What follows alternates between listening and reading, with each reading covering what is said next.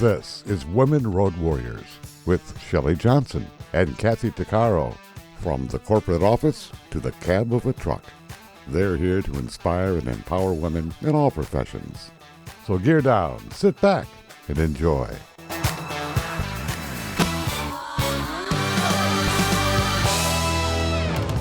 Welcome to Women Road Warriors. We're an award-winning show that works to inspire and empower women in every profession. Our goal is to power women on their road to success. We tackle all kinds of topics, and we work to encourage women to be their very best with informative guests and women who've been champions. I'm Shelley. And I'm Kathy.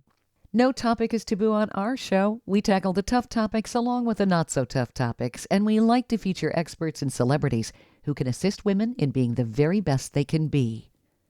Statistics show that a woman leaves her abuser 7 times before she leaves for good. Much of this is due to fear, economic dependence, and cultural conditioning. It's not the woman's fault. It's the fault of the system. Too many women are trauma survivors who've been abused as children or adults. Our goal is to educate people about this and to stop this terrible marginalization of women.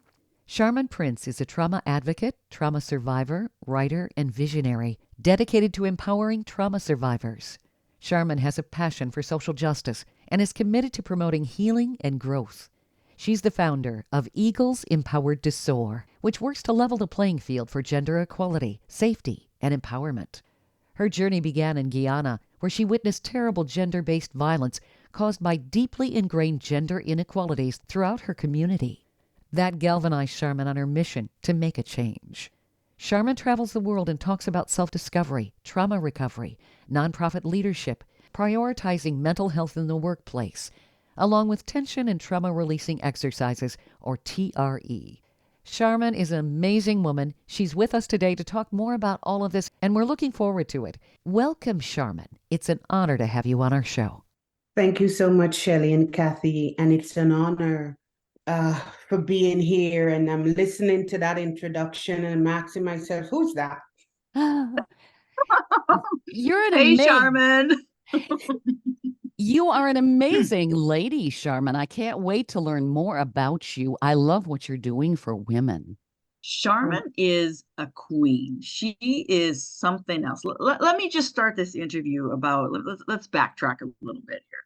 I personally met Sharmin in Grenada. And for those that don't know where Grenada is, it's a little island in the Caribbean between Barbados and Trinidad.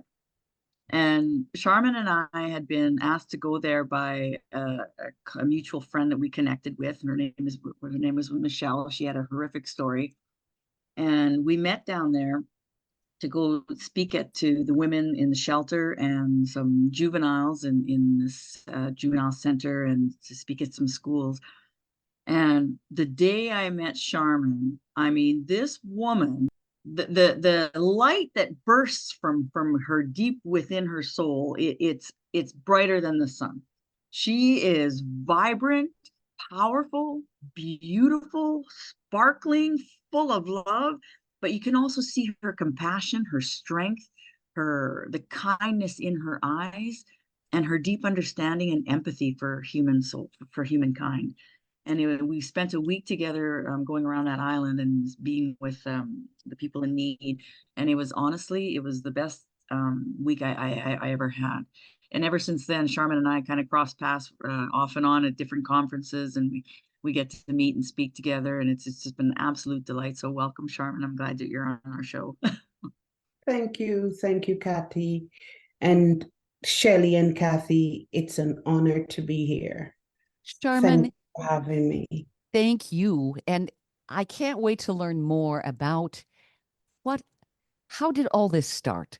If you could kind of give us maybe some of the cliff notes of how you got started in all of this, what you personally witnessed, so we can educate people on what's going on in the world with women and how they're being mistreated. So I'm going to start from the genesis of my life. Mm-hmm. I began experiencing trauma, I think, at the age of 4. That's where my memory That's the memory that I have, 4 years old, being locked in a hallway with a little boy and not knowing how to escape, and just took my hand and broke the window as a cry for help. And there is glass in my hand, and I had to be rushed to the hospital to get stitches. And so my trauma journey started very young, and it became a norm, being sexually abused at 5 by my uncle, and then sexually abused by some neighbors. They were one family, but it wasn't like a gang rape. Like, one, maybe 4 out of the 5 brothers sexually abused me right after the abuse of my uncle. And the trauma trickled down, continued. It was like I had abused me on my forehead. So having that foundation of trauma, and it's a norm because you're living in poor neighborhoods, because my mother was a single parent, and you're seeing domestic violence all around you. You grew up, you're socializing that environment, and you think that that's normal.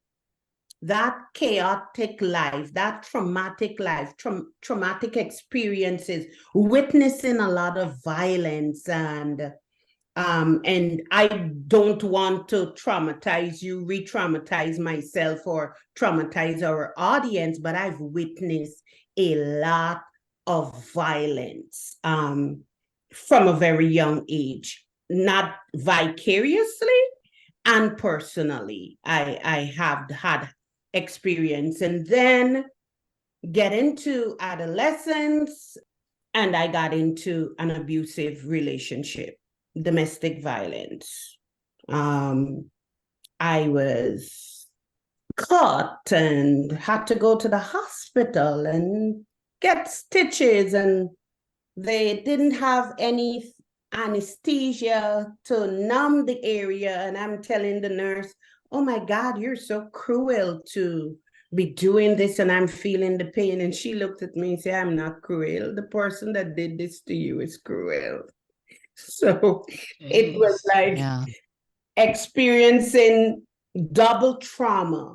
But my mom taught us basic fundamental values in the midst of all that chaos, that the only road out of where we are, or the only route that we have, is academia. And she put it in this way: Burnham has no place for an uneducated boy or girl. And Burnham at the time was the president of Guyana. And so way down in my value system, in my belief system, my only hope is education, and getting an education. And that's what's gonna repair this breach in my life. But that was the thing that I held on to. But the effects of my ACE, which is acute childhood experiences, were fundamentally impacting my psychological and emotional life, and my mental health, which was not a factor in Guyana at that time. The only introduction we had of mental health was the schizophrenic, who the family cannot manage, and so they become street homeless. That's our understanding and of mental illness. So if you're not that, you don't have mental illness. And I didn't know what was happening. I grew up in the home hearing my siblings saying, oh, she's in one of her moods. I can share that I went to bed laughing with my relatives, but tomorrow morning I get up, I don't want to speak to any of them. And that was my norm. And they accepted that that's who I was, and that's who I am. And they would warn everyone that this is who Sharmin is, not understanding that all these are the signs and symptoms and the effect of the traumas that I've experienced and I've lived. Sure. Sharmin, your story is super compelling, and there's no word to describe it. It's so unjust that you had to go through all of that. And this is not uncommon. Why do you think this goes on? Women and girls especially fall victim to this. Is it because society and in certain societies around the world devalue women? I mean, in the 21st century, this shouldn't go on. It shouldn't go on anytime, but it's terrible. It is, Shelley, and sadly, there are young women. I can speak for the women that I serve. They're young women in Guyana, in the Caribbean, in Africa, even here in America, that are experiencing those same traumas vicariously and personally, despite the laws. We are victims of a patriarchal system that, yes, we're advocating for gender equality or gender equity, but the experience, the abuse, the inequality, and the inequity that we're experiencing is systemic. And in order for anything to change, the change has to begin with the system. It has to be top down. We're trying with the bottom up, but I mean, we're making progress from using the bottom up approach, but I think the impact is going to be more powerful if it is a top down approach where we change the systems. Because patriarchy is here. It controls who we are, what we do, what we should look like, how we should operate, what values we should embrace, and the list goes on. Stay tuned for more of Women Road Warriors coming up.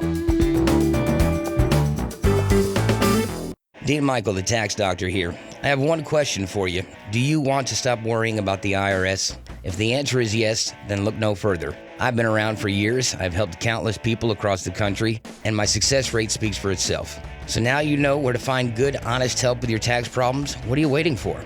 If you owe more than $10,000 to the IRS or haven't filed in years, call me now at 888-557-4020 or go to mytaxhelpmd.com for a free consultation and get your life back. Industry movement Trucking Moves America Forward is telling the story of the industry. Our safety champions, the women of trucking, independent contractors, the next generation of truckers, and more. Help us promote the best of our industry. Share your story and what you love about trucking. Share images of a moment you're proud of. And join us on social media. Learn more at truckingmovesamerica.com.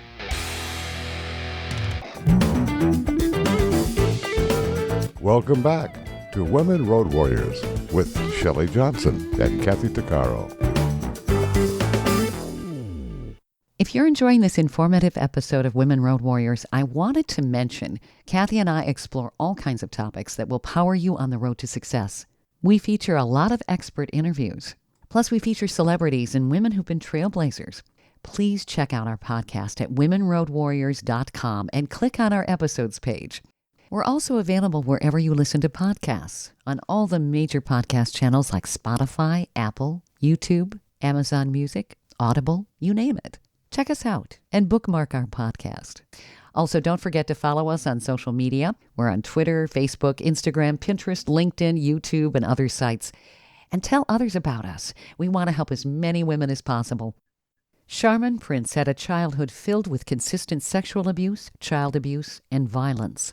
Her experiences led her into a relationship of domestic violence as a teenager. It impacted her entire being. She became convinced that an education would set her free and was her only hope to rise above the marginalization and abuse. It was that hope she held on to. Sharmin also realized her traumatic experiences were impacting her psychological and emotional life. She worked hard to overcome that. Now she leads a nonprofit to stop gender-based violence and empower women. It's called Eagles Empowered to Soar. Sharmin is a true champion for women who believes the patriarchy that condones the marginalization and abuse of women needs to change. She works to accomplish that. Sharmin, I want to commend you for your bravery in what you're doing. It's just tremendous. And certainly knowledge is power. And you were talking about education. I think that is huge when you can get people educated. Because when you're going through this kind of trauma and it seems to be the norm, it doesn't change because you don't realize it's wrong. You know, like you said, it's systemic, it's insidious. Mhm, mhm. I mean, I am happy for this opportunity, but as I sit here, I sit on the shoulders of so many women who were unable to be exposed to information, to be educated, to grasp the knowledge and use their life experiences to garner wisdom. I am familiar with so many women, Shelley and Kathy, from my neighborhoods, who some of them have died, never exposed to a sliver of healing. They died in their traumas and their pain. Sharmin, you remember when we went to that women's shelter? There was 7 out of the 8 women that couldn't read. Yeah.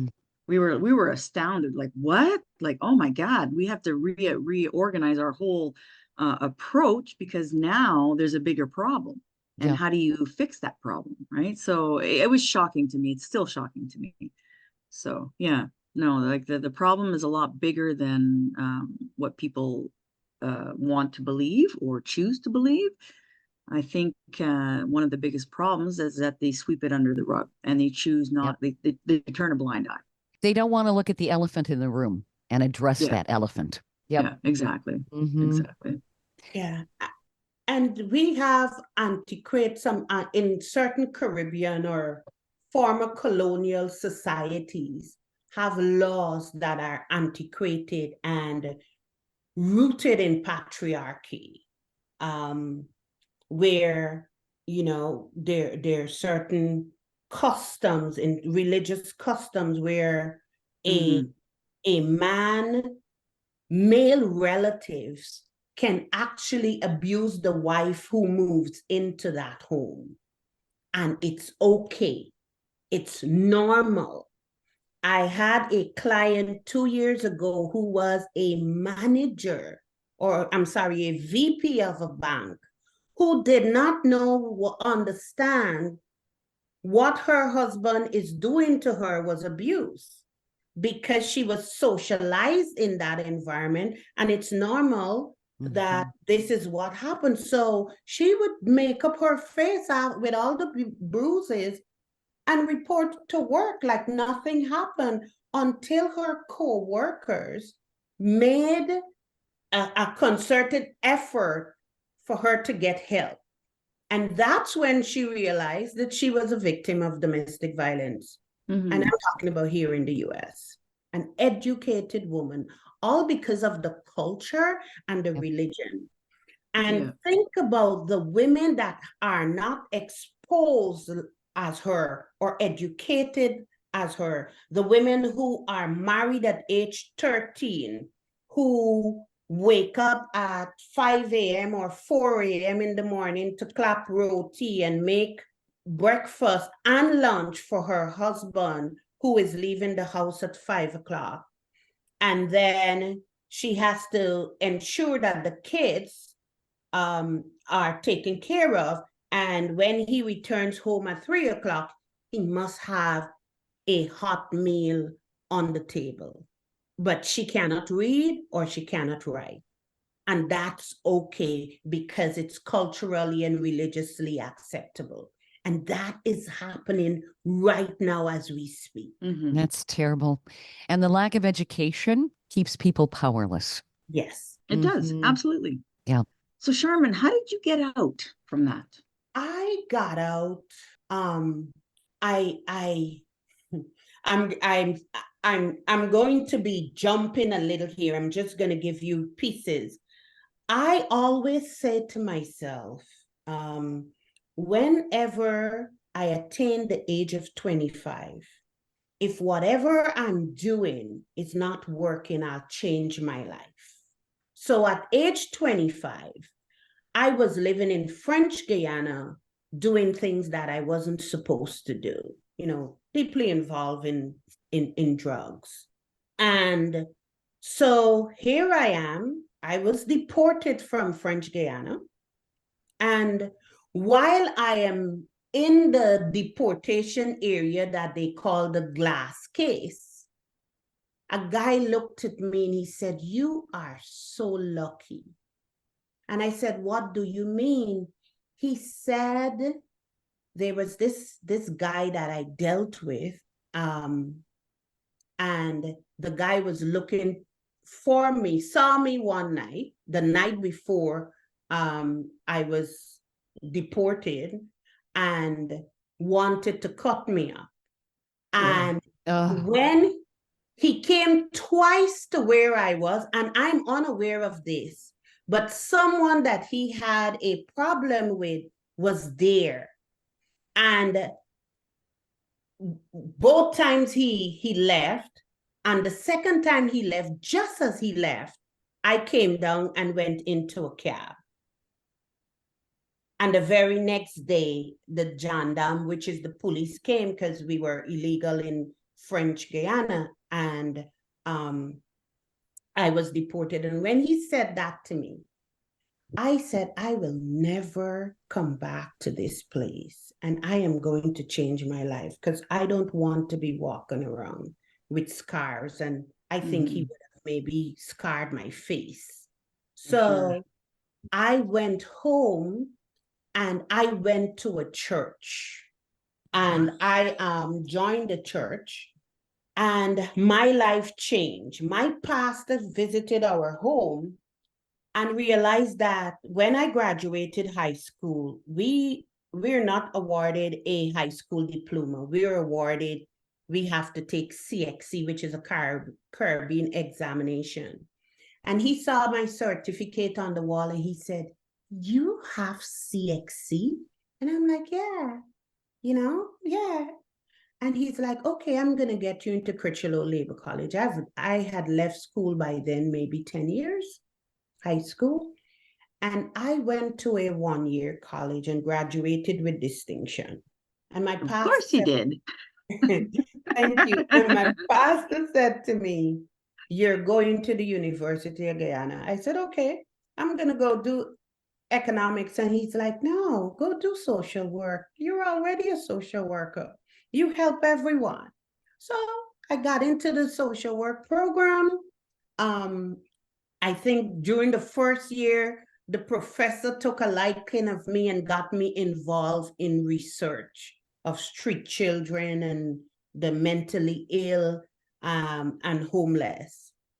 And so I graduated from the University of Guyana with distinction. And then I realized that I was good at something for the very first time. And at age 33, we migrated to the US, and I continue my academic journey. And that's how I got out of of all that trauma. Bravo. Yes, bravo to you.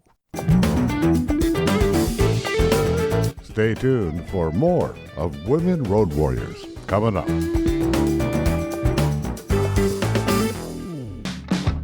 Trucking Moves America Forward, or TMAF, is building a positive image of trucking by telling the story of the hardworking drivers and industry professionals who support the industry. And you can be a part of it. Learn more about TMAF and how you can join and be a part of the industry movement working to build a strong image of trucking by visiting TMAF's website at truckingmovesamerica.com.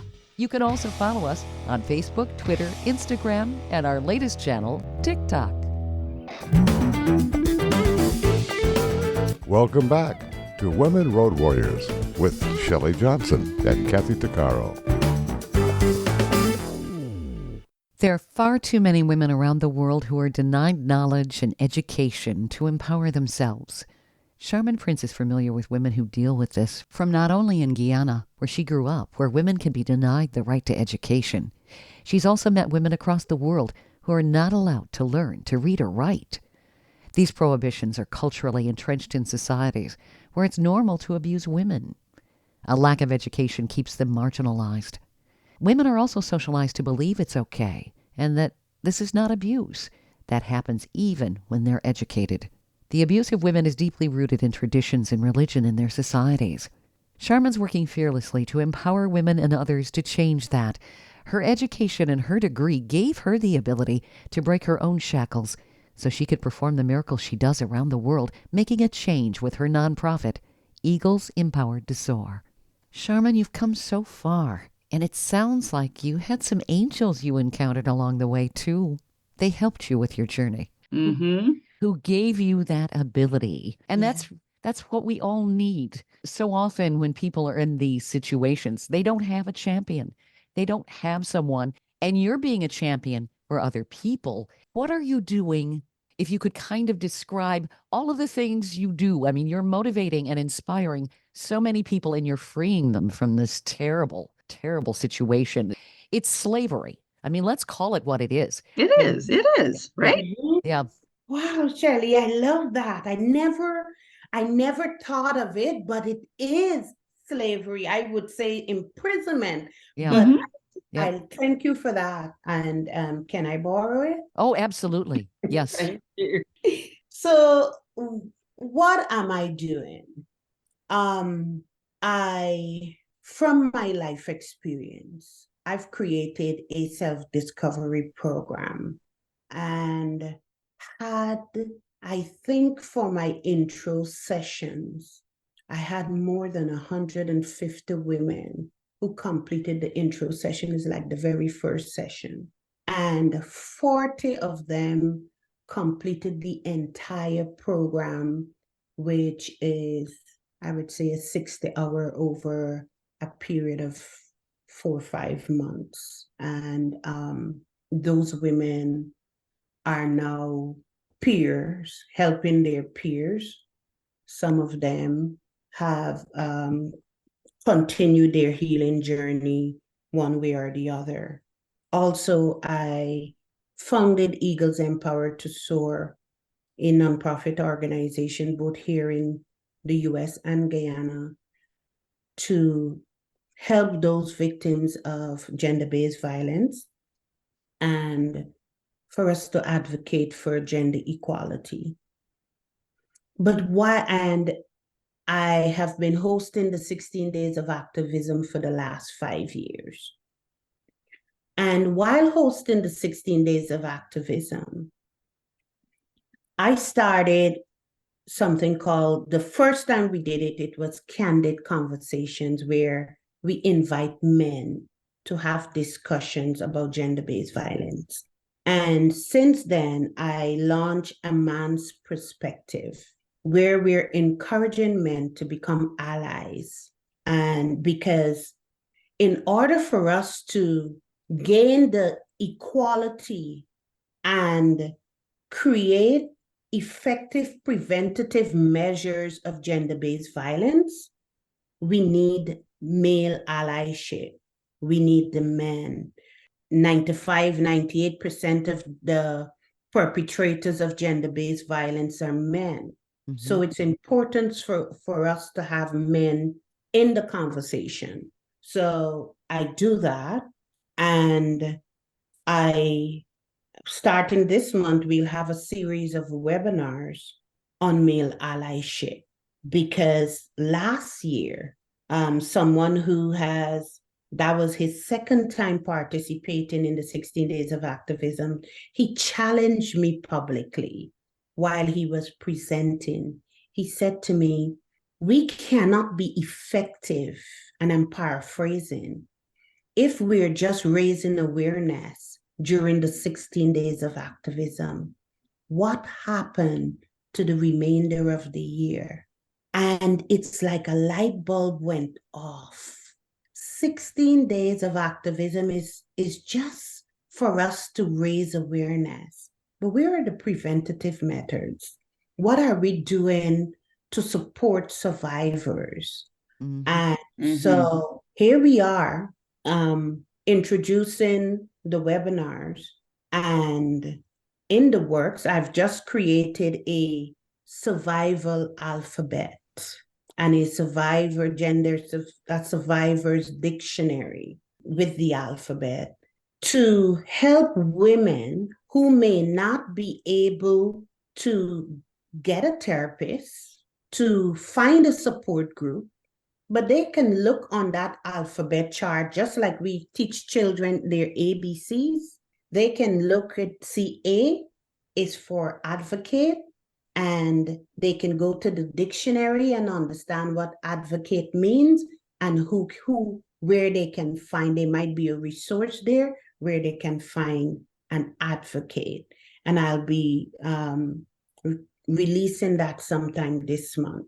That's wonderful. That is. Your website is a tremendous resource. And I'm seeing you have the 3 themes of 16 days of activism, the 6 forms of GBV. What is GBV? Gender-based violence. Okay. I just wanted to make sure for our listeners. And then you also have gender-based violence and gender equality. You address all kinds of things that maybe people don't even think of as gender-based violence: online violence, sexual violence, physical violence, economic violence, that's huge, cultural and social violence, and emotional and psychological violence. All of these things are just something that put people into a terrible, I'm trying to describe it, a mental cage. I mean, it ruins people's lives, and it starts so early, and we go through life thinking we're less than, you know? And just think of the empowerment. If people weren't treated that way, what a marvelous world we would have with all the potential we could unlock for people. But we're shackling women and children with this. And you're awakening people and giving them a resource. Thank you, Shelley. Thank you. And now in the wake of the internet, we have a new form of violence, cyber violence, digital violence, that is so appalling. And no one is actually addressing it, if I may say that.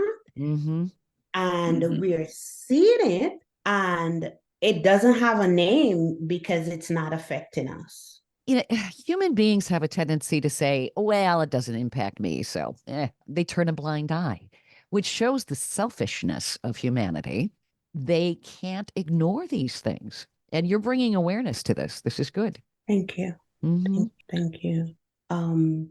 I was overjoyed when someone who saw a post that I made on digital violence, and where someone, they have this reverse porn culture that is affecting our society. Yep.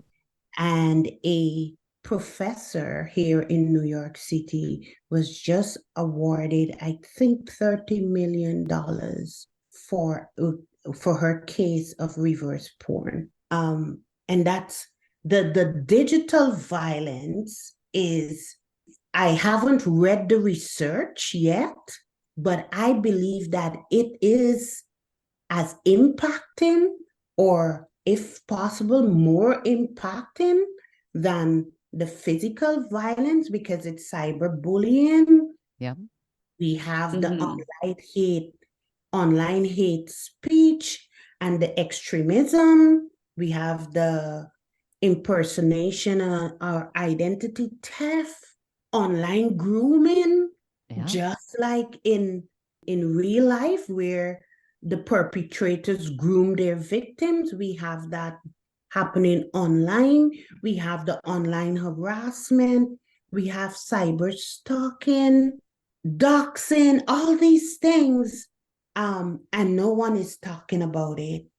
I think people, a lot of times, they want to do out of sight, out of mind because the truth is too ugly for them to look at, Yep. Mm, you know? And honestly, I think they don't know what to do about it. Yeah, They don't know how that's. they don't know how they can contribute. They're overwhelmed with their own personal problems. Mm-hmm. The world seems to have speeded up tenfold, and things are coming at you left, right, and center. And you, even though you know you should do something, I Yeah, mean, what do you do? Where do you start? Right? People get overwhelmed. they do. How do I contribute? Right? Sharmin, your organization is a place where people can turn not only to get help, but I would think getting more people involved with your organization is going to accelerate the change that we need to have. yes, yes, indeed. Um, I'm laughing because I have been able to work with so many other nonprofit organizations in the Caribbean and in Africa, um, helping them to understand GBV and its impact, and even participated in community awareness on gender-based violence. But what I'm finding is that there's no one size fit all because of cultural differences. Sure. And that's a hard one to change the perceptions of what's okay and what's not. Yes. Mm-hmm. Stay tuned for more of Women Road Warriors coming up.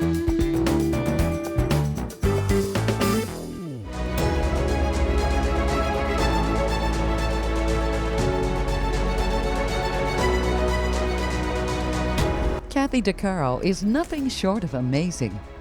She not only drives the world's biggest truck as a heavy equipment operator in northern Alberta, Canada. She's an international motivational speaker and the author of Dream Big, an autobiography about overcoming a lifetime of trauma and abuse that led to dreams of success. Kathy inspires people the world over to change their lives and improve their self-worth. Her book will change your life.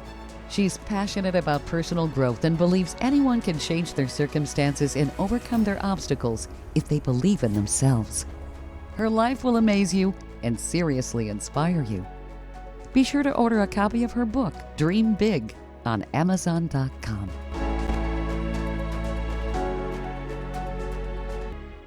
Industry movement Trucking Moves America Forward is telling the story of the industry, our safety champions, the women of trucking, independent contractors, the next generation of truckers, and more.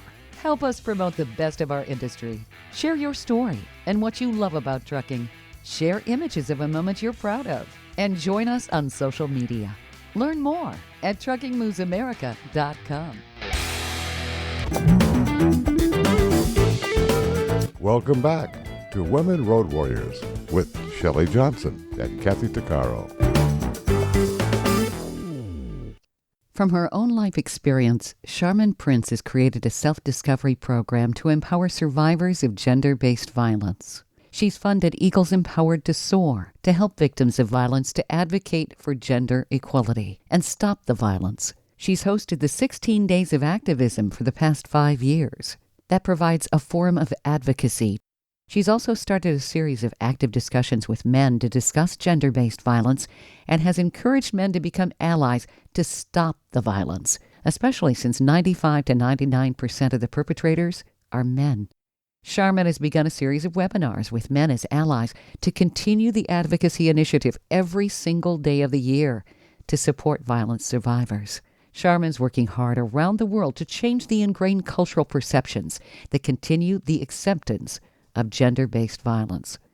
Sharmin, you are a true warrior to take on this topic in so many cultures that are likely giving you pushback because GBV is so much a part of life. It really does take a village to do it. I find that I am encountering difficulties because of my gender. I'm a woman, and I am trying to find a male ally who will help me with a man's perspective, because some men are masculinist, where I'm sorry, but you're a woman, you can't tell me anything. Yep. I wouldn't listen to you. Mm-hmm. Mm-hmm. Your opinion doesn't count because you're female. Yep. Yes. Mm-hmm. You have no credibility. Yes. And that would be a serious barrier in certain parts of the world when you're trying to make change. But it makes sense to have a male ally so that they can wake up and listen to this man so they can make the change. Yeah.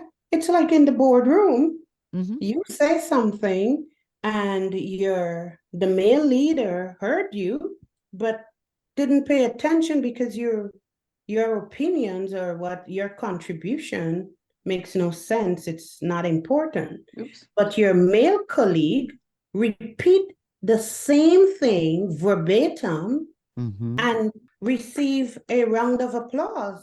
Yep. Yep.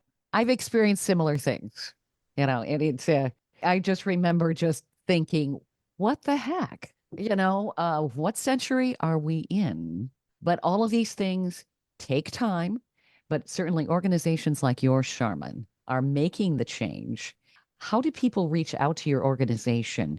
Because I know that people are going to be curious how they can help, how they can get involved, how they can get help too.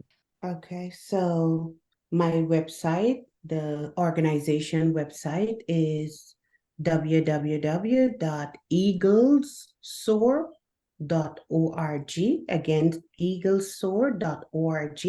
I also have another website with a ton of information on trauma and healing. That's sharminprince.utobo.com. That's sharminprince.utobo.com. I am on all social media. Eagles Empowered to Soar is on LinkedIn, on Instagram, and on Facebook.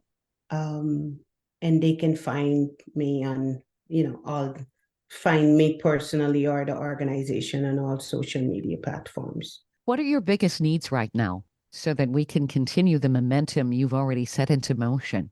Funding. Okay. A lot, and volunteers, a lot that I've done, all that you've seen or you heard that I did was self-funded. That's amazing in and of itself. Mm-hmm. It really is. Wow. Yeah. Thank you. Thank you. Thank you. Thank you. Sharmin, you're amazing in every single way. You are. Oh my goodness. I am so glad I've had a chance to talk to you. I love your last name, Prince. You are the royalty, if you will, of humanity and advocacy for kindness, for civility, for equality. You really are. I know you're a woman, but when they say that, there's an Irish saying, he was a prince of a man. You are a step above where people need to be. Mm-hmm. Yep. I am just in awe of you. Thank you. Thank you. You guys make me get emotional. I do this because I think it's my destiny. It's purpose. I want to ensure that the little girl, does not have to experience what I experienced, because she may not survive. Yeah. Mm-hmm. Yeah. And you're providing a place for people to get help, for other people to help make the changes necessary. And you're educating people around the world. And it's also educating men, because Yes. remember, Sharmin, we Yep. were in that young group home in Grenada. There was 30 young juveniles, young boys, and they were fascinated by your story and how you shared and how you taught them on how to treat girls as opposed to what is being told out there. And you encouraged them to even join the military. I remember that. You were outstanding. And once you start speaking, I mean, everybody's just in awe of what you say because they know it's the truth. You know, you I wasn't kidding when I said that you shine. You really do. Yes. Thank you, Kathy and Shelley. Thank you, Sharmin, for what you're doing. This is so, so necessary. Thank you very much. And this has been an honor. I am not one that takes compliments well, so I'm working on it. I'm a work in progress in that area. So I'm taking all of this in. Thank you. So what's next for you then? Let's talk about that. So what's next for me? I decided that I'm going to create a podcast called Anything Gender, because I may not be able to reach someone via social media. I may not be able to meet them with the other things that I do, but they might come across a podcast on Anything Gender. And on Anything Gender, I am bringing in subject experts and survivors and even victims to share their stories and to educate, to provide information on a different platform. That's powerful. That's powerful. Where will people be able to find that, Sharmin? Wherever you listen to podcasts. And what's the name of the podcast again? Anything Gender. Okay. And anything is spelled ENYTING. Okay. And at the moment, it's monthly. I had my first guest, a University of Pretoria clinical psychologist, Peter Boudoir. And the second episode is going to be aired. And my guest, Rachel Cotton, it's a male allyship expert. This is wonderful. Thank you, Sharmin. You are a true champion for women and children and really for all of humanity. Thank you. Thank you, Shelley. Thank you for having me. It's been an honor, Sharmin. Thank you. We hope you've enjoyed this latest episode. And if you want to hear more episodes of Women Road Warriors or learn more about our show, be sure to check out womenroadwarriors.com. And please follow us on social media. And don't forget to subscribe to our podcast. Women Road Warriors is on all the major podcast channels like Apple, Spotify, Amazon, Audible, YouTube, and others. Thanks for listening. You've been listening to Women Road Warriors with Shelley Johnson and Kathy Tuccaro. If you want to be a guest on the show or have a topic or feedback, email us at sjohnson@womenroadwarriors.com.